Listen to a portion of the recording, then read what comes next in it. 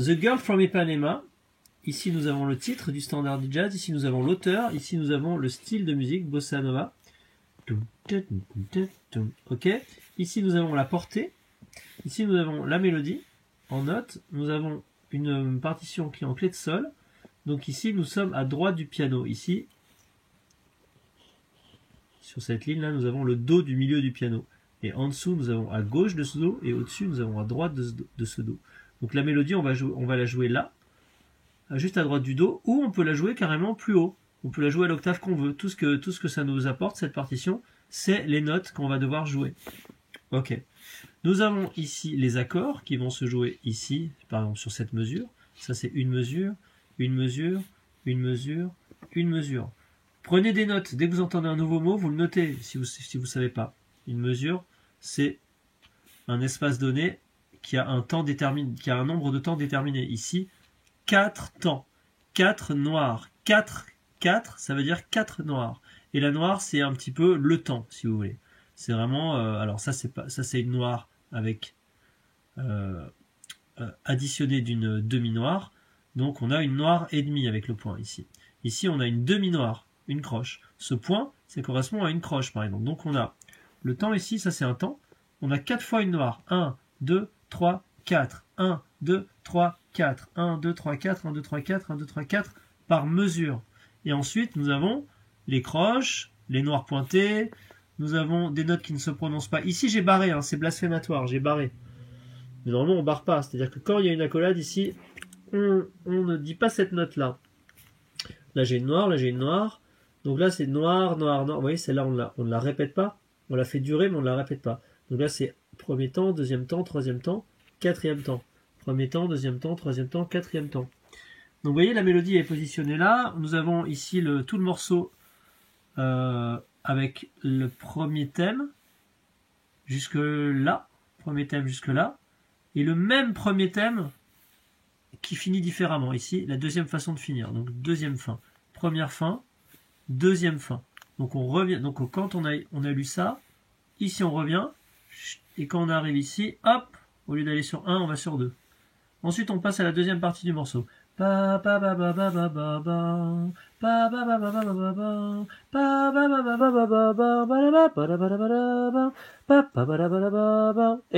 à la fin, on retrouve la mélodie du début, le thème du début.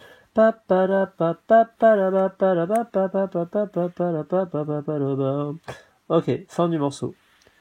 Et ici, peut-être c'est où est-ce que ça a été joué, etc. Je sais pas exactement. Donc voilà, la partition, elle se lit comme ça. Vous allez prendre votre partition, vous allez écouter et vous allez suivre toutes les notes. Donc moi, ce que je fais, c'est pour éviter les notes qui ne se répètent pas, ben je les barre, comme ça je les vois. Mais c'est juste après ce petit symbole ici, là, qui est comme une accolade ici, tchac. Ça, c'est juste pour dire que la note va continuer. Vous voyez, c'est la même ici. Elle va se répéter, elle va se répéter. Vous n'êtes pas obligé de savoir si c'est des noirs pointés, des croches, etc. pour suivre une partition. Vous l'écoutez, vous pouvez le jouer à l'oreille.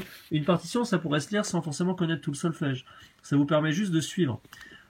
Si, il faut quand même connaître les notes. C'est-à-dire ici on a un sol, ici on a un mi, ré. Donc vous voyez comment ça se lit une partition. Hein. Vous avez des lignes et des interlignes. Donc vous avez des notes ici. Ici c'est sol, parce qu'on est en clé de sol.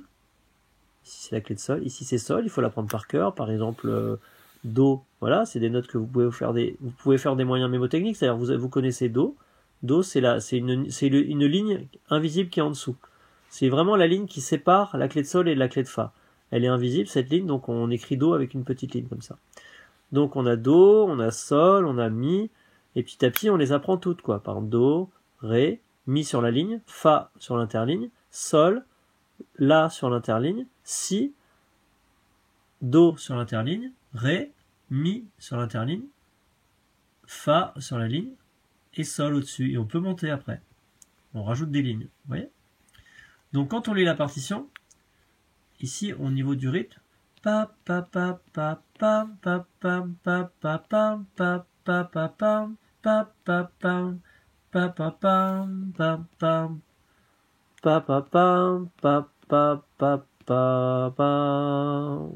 peut-être mal chanté, mais c'est pour vous dire à peu près. Elle est compliquée rythmiquement celle-là. pam pam pam pam pam pam pam balabam bam balabam bam pam pam pam pam pam pam pam pam pam pam. Deuxième fois. Et vous voyez, ici ça dure, ici celle-là on la répète pas. Donc 8 temps. 1, 2, 3, 4, 5, 6, 7, 8. Vous voyez, celle-là elle arrive après un silence. Ah oui, je vous ai pas parlé des silences. Les silences, ce sont ces petits signes-là qui sont autres. Est-ce qu'on en a ici? Non. On n'a pas de silence. Ça, c'est vraiment un silence. Donc, vous voyez, cette note-là, elle arrive après ce silence. Pa, pa, pa, pa. Donc, ici, on voit que c'est une blanche pointée. Donc, elle fait 1, 2, 3 temps. Donc, ici, c'est vraiment coupé comme ça. Un temps, silence. 2, 3, 4. Et celui-là, c'est une blanche. 1, 2. Pointée aussi, avec le temps à la fin qui est coupé. Le silence à la fin. Donc, ta, ta, ta, 1, 2, 1, 2, 3, 4, 1, pain, 1, silence. Bon, c'est un peu... voilà, moi je suis obligé de le réfléchir là, mais quand vous prenez le morceau à l'oreille, vous l'avez d'emblée, quoi. En travaillant à l'oreille, vous allez savoir où vous placer. Mais c'est toujours bien d'arriver à travailler directement. Moi, ce que je vous conseille, c'est de prendre le morceau, de l'écouter, et de suivre la mélodie. Vous verrez que des fois, ça correspond pas toujours. Donc vous prenez plusieurs versions, et vous suivez la mélodie. Qu'est-ce qu'il y a d'autre à vous apprendre? Les accords, les accords, ils sont écrits en anglais. Ici, on a un Fa dièse mineur 7. Ça veut dire qu'à la main gauche, ou à l'accompagnement, ou votre guitariste, ou le bassiste, ou tous ceux qui vont ou vous, si vous faites que les accords, vous allez jouer ces accords-là. Donc, il y a plein de façons, plein de façons de les jouer. Donc, en général, on a la basse, puis on a la tierce, la quinte, la septième, et tout ça. Donc, ici, c'est l'accord qui se répète. Ici, c'est l'accord qui se répète. Tac, ici c'est l'accord qui se répète, ici c'est l'accord qui se répète. Vous voyez, c'est 1, 2, 3, 4, 1, 2, 3, 4, à chaque fois c'est sur 4 temps.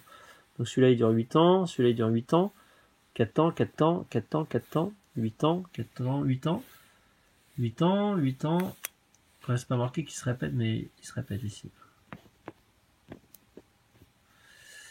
Etc., etc., etc.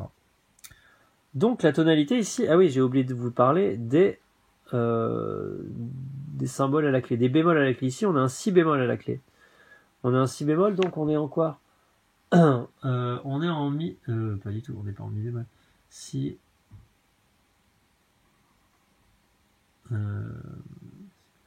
on est en Fa majeur. On est en Fa majeur. Bah oui, ça commence en Fa majeur d'ailleurs. On est en Fa majeur et d'ailleurs ça se termine en Fa majeur. Je crois. Fa majeur. Sauf ici avec un petit accord de transition, quand c'est entre parenthèses. Soit on le joue, soit on le joue pas. Et on termine en Fa. D'ailleurs, vous voyez la note ici, c'est un mi, pardon. C'est un mi parce que c'est la septième majeure de Fa. Donc, en fait, on termine sur l'accord de Fa. Et on commence sur l'accord de Fa. Donc, notre gamme va se jouer, quand on va improviser, va se jouer en Fa majeur. Et bien sûr, comme ça change d'accord, on va changer de tonalité en permanence. Mais ça, on n'est pas là pour analyser ça pour l'instant. On est là pour pouvoir lire la partition. Et donc, voilà. Donc quand vous lisez la partition, moi ce que je vous invite à faire, c'est à noter les notes dessus, là. Sol, mi, ré, sol, mi, ré. Sauf quand ça se répète. Là vous mettez mi, là vous mettez sol, et puis petit à petit, vous n'avez plus besoin d'avoir les notes écrites. Ensuite, lorsque vous voulez la lire au piano, vous rajoutez les doigtés.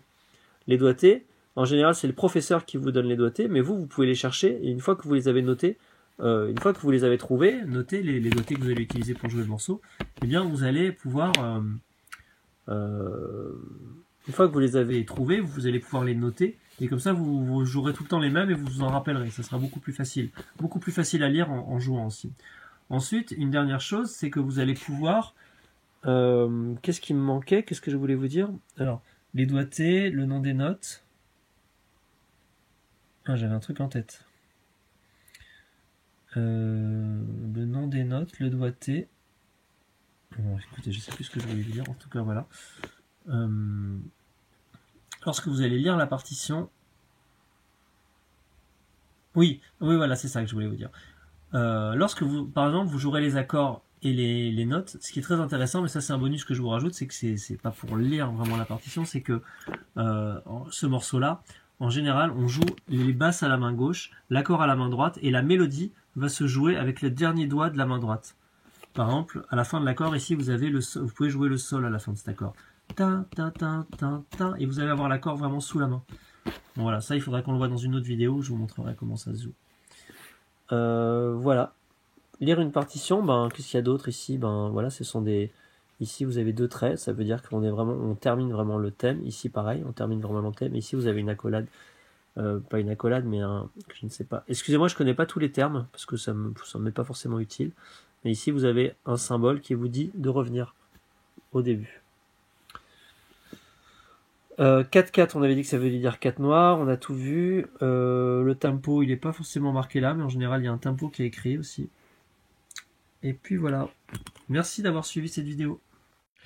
Donc voilà, cette vidéo est terminée. N'hésite pas, vraiment, je me permets de dire ça là, n'hésite pas à poser des questions, parce que si je suis allé un peu vite sur plein de choses, pose plein de questions, comme ça je pourrais faire des vidéos, ou je pourrais même y répondre directement, ici, sur la chaîne YouTube. Voilà, salut!